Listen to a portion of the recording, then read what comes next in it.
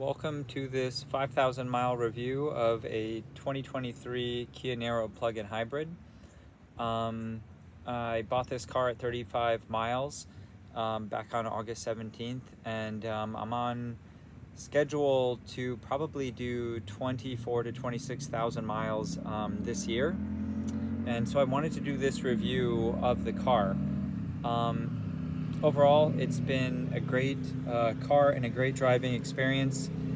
We had a Toyota Corolla before this, and we did about 230,000 miles in 11 years. And the goal of this car was to actually get at least 10 plus years out of it until my daughters graduated high school.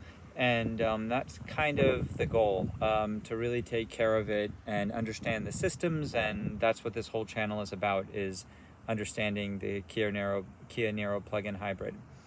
So the basic numbers for us, basically we bought it for $34,500 with the tax and all fees included.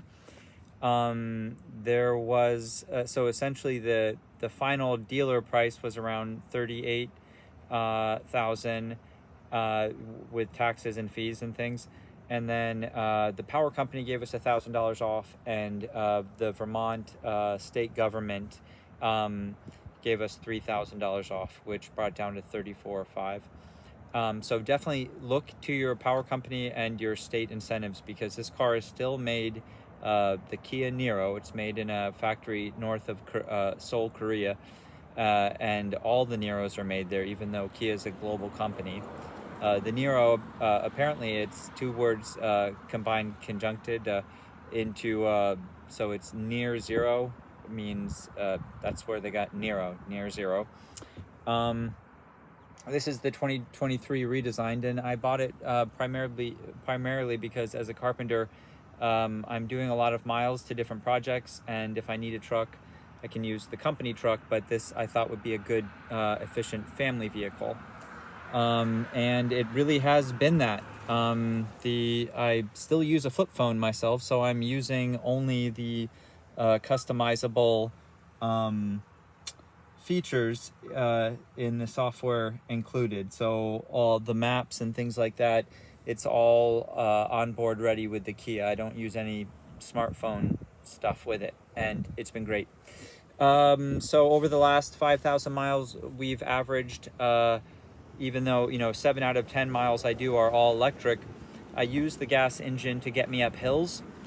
So I'm paying about $2.50 every time I do a full charge on the battery, and I've been able to get up to 48 miles of all electric range on a charge.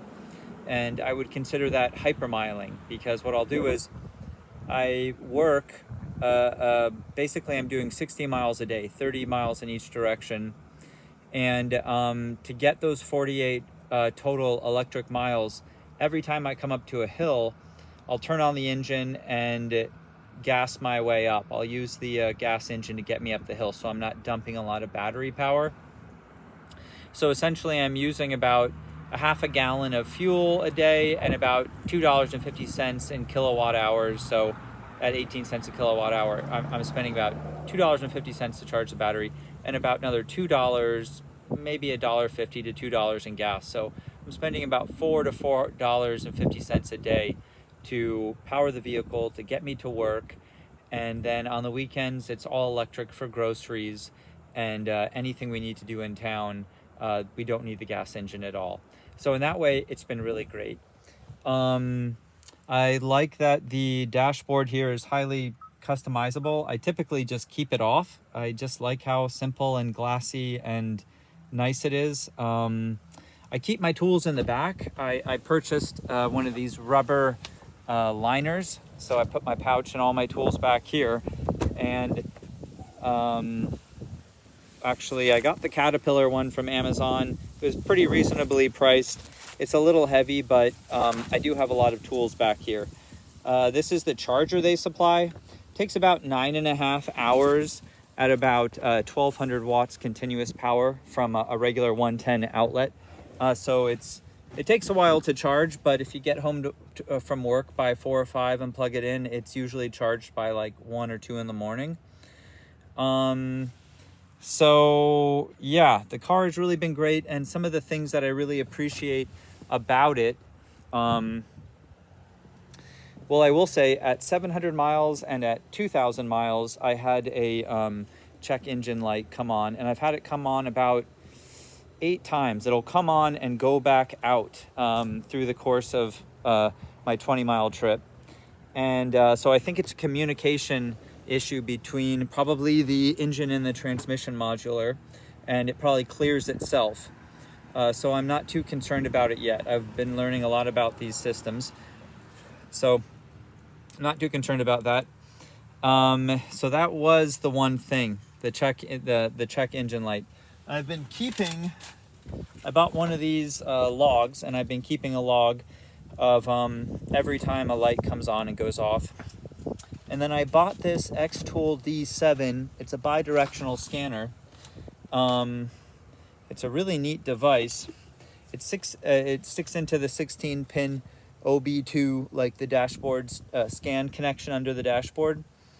And it can give you live data, live feedback on basically every modular. There's like probably 60 plus different sensors at different modulars, from the battery management system to the transmission, the engine, the hybrid control unit.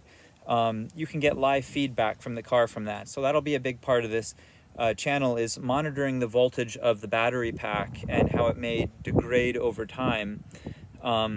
Because, you know, Kia warranties that you'll have 70% of the original kilowatt hour capacity after 100,000 miles. And so as we find out in our family situation with the miles I put on for work, we'll be there in 5 years. And so what I'd like to do is monitor, you know, that's 3,600 cycles to get to 100,000 miles, charge cycles. And so what I'd like to do is look at how all these systems age over time. And that's what the channel's designed to do. But yeah, my overall impression so far is I feel very grateful to have the car, to take care of it, and it's really been really a joy to own. So knock on wood. I wish there was some wood around, but yeah, so please join the channel if you'd like to see how this thing ages over the next 10 years and how we might be able to service those parts of the car proactively. This is a case in point. So if we look at, let me turn the car off. So one thing you need to be mindful of is when you leave the car that it is actually off. But the engine clutch actuator fluid, which is in a reservoir right here, this is something that is pretty clear, but it's one of the first fluids. I'm only at 5,000 miles, but it's one of the first fluids I'm going to be mindful to change. Partly because it's using basically a brake hydraulic fluid, this DOT 3 or 4 fluid, to engage the engine clutch, and that happens actually quite a bit. And so if the fluid is to degrade, there is some potential for something to go wrong there. So that's one of the proactive things I'd like to do, and it's based on, thanks to this YouTube comment who brought even more attention to this system. No, this is just something I really want to be mindful of. I'm trying to stay ahead of anything that could go and degrade prematurely. But I love, case in point is why I really like this car, this plastic cowl here on the outside, these struts, so there's no kickstand on here. Those seem like luxuries, but when you really like learning about the systems and how to service them, I'm really happy we have those. These are the Yakoplita 9 winter tires. They're much more substantial. They fit on these 16 by 6.5 inch rims. And this will be the winter setup. So I'll be reviewing what this weight and the rolling friction does to the efficiency. But yes, I'm very pleased after 5,000 miles, and please comment if you have one of these cars, if there's anything you're concerned about or anything you'd like to know. I have a great manual to consult, and I'd like to put out useful content. So thanks for viewing, and I'll see you again sometime.